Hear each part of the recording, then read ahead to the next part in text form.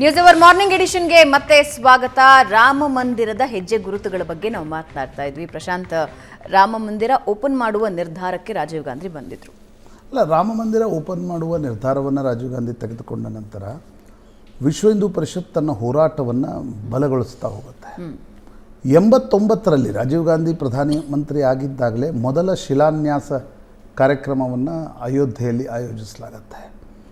ಆಗ ನೋಡಿ, ಇಂಟ್ರೆಸ್ಟಿಂಗ್ಲಿ ಕಾಂಗ್ರೆಸ್ನ ಮುಖ್ಯಮಂತ್ರಿ ಇರ್ತಾರೆ ನಾರಾಯಣ್ ದತ್ ತಿವಾರಿ, ಇವರೆಲ್ಲರೂ ಹೈಕೋರ್ಟ್ನಲ್ಲಿ ಒಂದು ಅರ್ಜಿ ಸಲ್ಲಿಸ್ತಾರೆ, ಅಲಹಾಬಾದ್ ಹೈಕೋರ್ಟ್ನಲ್ಲಿ, ಇಲ್ಲ ಶಿಲಾನ್ಯಾಸ ಕಾರ್ಯಕ್ರಮ ನಡೀಬಾರ್ದು ಅನ್ನೋದನ್ನು. ಆದರೆ ಹೈಕೋರ್ಟ್ ರಾಜ್ಯ ಸರ್ಕಾರ ಸಲ್ಲಿಸಿರ್ತಕ್ಕಂಥ ಅರ್ಜಿಯನ್ನು ವಜಾಗೊಳಿಸಿ ಶಿಲಾನ್ಯಾಸಕ್ಕೆ ಅನುವು ಮಾಡಿಕೊಡುತ್ತೆ. ಎಲ್ಲಿ ಶಿಲಾನ್ಯಾಸ ನಡೆಸಬೇಕು ಅನ್ನೋದ್ರ ಬಗ್ಗೆ ಒಂದಿಷ್ಟು ಭಿನ್ನಾಭಿಪ್ರಾಯಗಳು ಬರ್ತವೆ. ಅನೇಕರ ನಂತರ ಇಲ್ಲ, ಅದು ಮಸೀದಿಯ ಆರಂಭ ಏನಿದೆ ಅಲ್ಲೇ ಶಿಲಾನ್ಯಾಸ ಕಾರ್ಯಕ್ರಮ ನಡಿಬೇಕು, ಯಾಕಂದರೆ ಗುಂಬಜದ ಕೆಳಗಡೆ ಅದು ಗರ್ಭಗುಡಿ ಕಟ್ಟಬೇಕು ಅನ್ನೋದು ಆಗಿನ ಒಂದು ಪ್ಲ್ಯಾನ್ ಪ್ರಕಾರ ಇರುತ್ತೆ. ಮೋರೋಪಂತ್ ಪಿಂಗ್ಳೆ ಅನ್ನೋರು RSSನ ಒಬ್ಬ ಸೀನಿಯರ್ ಪ್ರಚಾರಕರು, ಅವರು ಒಂದು ಸಲಹೆಯನ್ನು ಕೊಡ್ತಾರೆ, ಮಂದಿರದ ನಿರ್ಮಾಣ ಬರೀ ಅಯೋಧ್ಯೆಯಲ್ಲಿ ನಡೀತಾ ಇದೆ ಅಂತಕ್ಕಂಥದ್ದಾಗಬಾರ್ದು, ಇಡೀ ದೇಶದಿಂದ ಇಟ್ಟಿಗೆಗಳ ಸಂಗ್ರಹ ಆಗಬೇಕು ಅಂತ. 3 ಲಕ್ಷ ಹಳ್ಳಿಗಳಲ್ಲೇನು ಗಂಗಾ ಪೂಜೆ ನಡೆದಿರುತ್ತೆ ಏಕಾತ್ಮತೆಯಲ್ಲಿ, ಅದೇ ರೀತಿಯಲ್ಲಿ 3 ಲಕ್ಷ ಹಳ್ಳಿಗಳಿಂದ ಇಟ್ಟಿಗೆಗಳ ಸಂಗ್ರಹ ಆಗಬೇಕು. ಪ್ರತಿ ಊರಿನಿಂದ ₹1,000 ದಕ್ಷಿಣ ಬರಬೇಕು ಅಂತ. ₹1.25 ಇವತ್ತು ₹1.25 ಏನೂ ಬರಲ್ಲ. 89ರಲ್ಲಿ ನಾನು ಹೇಳ್ತಾ ಇದ್ದೀನಿ, 89ರಲ್ಲಿ ವಿಶ್ವ ಹಿಂದೂ ಪರಿಷತ್ ಅಗಾಧವಾಗಿ ಬೆಳೆದಿದ್ದೇ ಆ ಒಂದು ಕಾರ್ಯಕ್ರಮದಿಂದ. ರಾಮಶಿಲೆಗಳ ಭಜನೆ ನನಗಿನ್ನೂ ಚೆನ್ನಾಗಿ ನೆನಪಿದೆ. ನಮ್ಮ ಹುಬ್ಬಳ್ಳಿಯಲ್ಲಿ ಓಣಿಗಳಲ್ಲಿ ಭಜನೆಗಳು ನಡೆಯೋದು, ಅದೊಂದು ಸಣ್ಣ ಹುಡುಗರಿಗೆ ಅದೊಂದು ಕ್ರೇಜ್ ಬೇರೆ. ಏನಾಗ್ತಿದೆ ಅನ್ನೋದು ಗೊತ್ತಿರಲಿಲ್ಲ ನಮಗೆ, ಆದರೆ ಆ ಮಟ್ಟದ ಕ್ರೇಜನ್ನು ಅದು ಜನಮಾನಸದಲ್ಲಿ ಸೃಷ್ಟಿಸ್ತು. ಅಯೋಧ್ಯೆಯಲ್ಲಿ ರಾಮ ಮಂದಿರ ನಿರ್ಮಾಣ ಆಗಬೇಕು ಅಂತಕ್ಕಂಥ ಒಂದು ಹೋರಾಟಕ್ಕೆ ಹೊಸ ದಿಕ್ಕು ದೊರೆತದ್ದು ಮೋರೋಪಂತ್ ಪಿಂಗ್ಳೆಯವರ ಆ ಸಲಹೆಯಿಂದ. ಆ ಶಿಲಾನ್ಯಾಸ ಕಾರ್ಯಕ್ರಮ ನಡೆಯುತ್ತೆ. ಹೀಗಾಗಿ 90ರಲ್ಲಿ BJP is forced to take a decision on Rama Mandir. ಪಾಲಂಪುರದ BJPಯ ಅಧಿವೇಶನದಲ್ಲಿ 90ರಲ್ಲಿ ಮೊದಲ ಬಾರಿ BJP ಒಂದು ನಿರ್ಣಯವನ್ನು ತೆಗೆದುಕೊಳ್ಳುತ್ತೆ, ಅಯೋಧ್ಯೆಯಲ್ಲಿ ಭವ್ಯ ರಾಮ ಮಂದಿರ ನಿರ್ಮಾಣ ಆಗಬೇಕು. 89ರಲ್ಲಿ ಕಾಂಗ್ರೆಸ್ನ ಮ್ಯಾನಿಫೆಸ್ಟೋದಲ್ಲಿ ಹಾಕಲಾಗತ್ತೆ, ಎಲ್ಲರನ್ನ ಒಪ್ಪಿಸಿ ಸರ್ವಸಮ್ಮತವಾಗಿ ಕಾನೂನಿಗೆ ಸಮ್ಮತವಾಗಿ ಕೂಡ ಮಂದಿರದ ನಿರ್ಮಾಣ ಆಗಬೇಕು ಅಂತಕ್ಕಂಥದ್ದನ್ನು ಕಾಂಗ್ರೆಸ್ 89ರ ಮ್ಯಾನಿಫೆಸ್ಟೋದಲ್ಲಿ ಹೇಳುತ್ತೆ.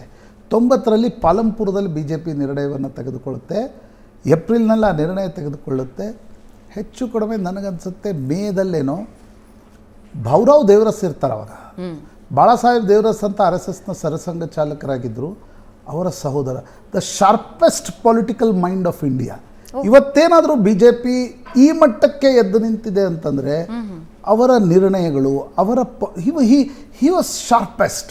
ಭಾವರಾವ್ ದೇವ್ರ ಯಾರೇ ಅವ್ರಿಗೆ ಇಂದಿರಾ ಗಾಂಧಿ ಜೊತೆ ಮೈತ್ರಿ ಇರುತ್ತೆ, ರಾಜೀವ್ ಗಾಂಧಿ ಅವರನ್ನು ಭೇಟಿ ಆಗ್ತಾ ಇರ್ತಾರೆ, ನರಸಿಂಹರಾವ್ ಅವರು ಮತ್ತು ಅವರು ನಾಗ್ಪುರದ ಸಂದರ್ಭದಿಂದ ಗೆಳೆತನ ಅವ್ರಿಗಿರುತ್ತೆ, ಅವ್ರಿಗೆ ಚೌಧರಿ ಚರಣ್ ಸಿಂಗ್ರ ಜೊತೆ ಗೆಳೆತನ ಇರುತ್ತೆ. ಅಂದರೆ ಒಂದು ರಾಜಕೀಯವಾಗಿರ್ತಕ್ಕಂಥ ಒಂದು ಬ್ರೇನ್ ಇದ್ದರೆ ನಿಮಗೆ ನೀವು ಯಾವ್ಯಾವ ನಿರ್ಣಯಗಳನ್ನು ತೆಗೆದುಕೊಳ್ಬೋದು ನೋಡಿ. ಆಗ ಅವ್ರು ಗೋವಿಂದಾಚಾರ್ಯ ಕರೆದು ಹೇಳ್ತಾರೆ, ಲಾಲ್ ಕೃಷ್ಣ ಅಡ್ವಾಣಿ ಅವ್ರನ್ನ ಕನ್ವಿನ್ಸ್ ಮಾಡು, ಒಂದು ರಾಮರಥ ಯಾತ್ರೆಯನ್ನು ಹೊರಡಿಸು. ನೀವು ಜಸ್ಟ್ ಇಮ್ಯಾಜಿನ್ ಮಾಡ್ಕೊಳ್ಳಿ, ಇವತ್ತು ಕುಳಿತುಕೊಂಡು ರಾಮಾಯಣ ಸೀರಿಯಲ್, ಬಾಗಿಲುಗಳು ಓಪನ್ ಆಗೋದು, ಶಿಲಾನ್ಯಾಸ, ಇಟ್ಟಿಗೆಗಳ ಸಂಗ್ರಹ, ಹಳ್ಳಿಗೆ ಒಂದು ರಾಮನ ಶಿಲೆಗಳನ್ನು ಕಲೆಕ್ಟ್ ಮಾಡ್ತಕ್ಕಂಥದ್ದು, ಇಟ್ಟಿಗೆ ಕೊಡಿ ಅಂತಕ್ಕಂಥದ್ದು. ಅದಾದ ನಂತರ ರಥಯಾತ್ರೆ, ರಾಮನ, ಈಗ ನೀವು ರಾಮಾಯಣ ಮಹಾಭಾರತದ ಸಂದರ್ಭದಲ್ಲೇ ನಮಗೆಲ್ಲ ರಥಗಳನ್ನು ನೋಡಿ ಗೊತ್ತು ಅಲ್ವಾ, ಬೇರೆ ಯುದ್ಧಗಳನ್ನು ಇಷ್ಟು TVಯಲ್ಲಿ ಎಲ್ಲಿ ತೋರಿಸ್ತಾ ಇತ್ತು. ಈಗ ಲಾಲ್ ಕೃಷ್ಣ ಅಡ್ವಾಣಿಯ ರಥದಲ್ಲಿ ನಿಂತ್ಕೊಂಡು ಇಡೀ ದೇಶವನ್ನು ಸುತ್ತುವ ನಿರ್ಣಯ ಅಂದರೆ ಜನಮಾನಸದ ಮಸ್ತಿಷ್ಕದ ಮೇಲೆ ಅದರ ಪರಿಣಾಮವನ್ನು ನೀವು ಈಗ ಜಸ್ಟ್ ಇಮ್ಯಾಜಿನ್ ಮಾಡಿ ನೋಡಿ. ನಾನು ನಾಳೆ ನಿಶ್ಚಿತವಾಗಿ ನಾಳೆ ಮತ್ತೆ ಚರ್ಚೆ ಮಾಡೋಣ. ಇಲ್ಲಿ ಮಂಡಲ ಬರುತ್ತೆ, VP ಸಿಂಗ್ರ ಕಾಲದಲ್ಲಿದು ರಾಮರಥಯಾತ್ರೆಯ ಕಾರಣದಿಂದ VP ಸಿಂಗ್ ಸರ್ಕಾರ ಹೋಗುತ್ತೆ. VP ಸಿಂಗ್ ಮಂಡಲದ ಒಂದು ನಿರ್ಣಯವನ್ನು ತೆಗೆದುಕೊಳ್ತಾರೆ, ಮಂಡಲ ವರ್ಸಸ್ ಕಮಂಡಲ ಶುರುವಾಗುತ್ತೆ, ಕಾಂಗ್ರೆಸ್ ವೀಕ್ ಆಗುತ್ತೆ ನೋಡಿ. 89ರ ಚುನಾವಣೆಯಲ್ಲಿ ಬಾಗಿಲು ಓಪನ್ ಆದ ತಕ್ಷಣ ಬೋಫರ್ಸ್ನಲ್ಲಿ ರಾಜೀವ್ ಗಾಂಧಿ ವಿರುದ್ಧ ಆರೋಪ ಬರುತ್ತೆ. ಅರುಣ್ ನೆಹರು ರಾಜೀವ್ ಗಾಂಧಿ ಸಂಬಂಧ ಕೆಟ್ಟು ಹೋಗುತ್ತೆ. ಕೆಲವ್ರು ಹೇಳ್ತಾರೆ ಅರುಣ್ ನೆಹರು ಅವರೇ ಸ್ವೀಡಿಷ್ ರೇಡಿಯೋಗೆ ಬೋಫೋರ್ಸ್ ಹಗರಣದ ಕೆಲ ಮಾಹಿತಿಗಳನ್ನು ಹಂಚಿಕೊಂಡ್ರು, ಸ್ವೀಡಿಷ್ ರೇಡಿಯೋ ಅದನ್ನು ಪ್ರಸಾರ ಮಾಡ್ತು ಅಂತಕ್ಕಂಥದ್ದನ್ನು ಕೆಲವರು ಹೇಳ್ತಾರೆ. ವಿ ಪಿ ಸಿಂಗ್ ರಾಜೀವ್ ಗಾಂಧಿ ಮಿತ್ರ, ಅವರು ಹೊರಗಡೆ ಹೋಗ್ತಾರೆ. ಅರುಣ್ ನೆಹರು ಹೋಗ್ತಾರೆ. ಅರುಣ್ ಸಿಂಗ್ ರಾಜೀವ್ ಗಾಂಧಿ ಅವರ ಡೂನ್ ಸ್ಕೂಲ್ನ ಮಿತ್ರ. 3 ಜನ ಹೊರಗಡೆ ಹೋಗ್ತಾರೆ. BJP ಬೆಂಬಲವನ್ನು ನೀಡುತ್ತೆ. ವಿ ಪಿ ಸಿಂಗ್ 89ರಲ್ಲಿ ಪ್ರಧಾನಮಂತ್ರಿ ಆಗ್ತಾರೆ. ಮುಂದೇನಾಯ್ತು ಅನ್ನೋದನ್ನ ಮಂಡಲ ವರ್ಸಸ್ ಕಮಂಡಲ, PV ನರಸಿಂಹರಾವ್, ಬಾಬ್ರಿ ಮಸೀದಿ ಧ್ವಂಸ, ಅದನ್ನು ನಾವು ನಾಳೆ ಮಾತಾಡೋಣ. ಅದನ್ನ ನಾಳೆ ನೀವು ನ್ಯೂಸ್ ಅವರ್ ಮಾರ್ನಿಂಗ್ ಎಡಿಷನ್ ನಲ್ಲಿ ನೋಡಬಹುದು.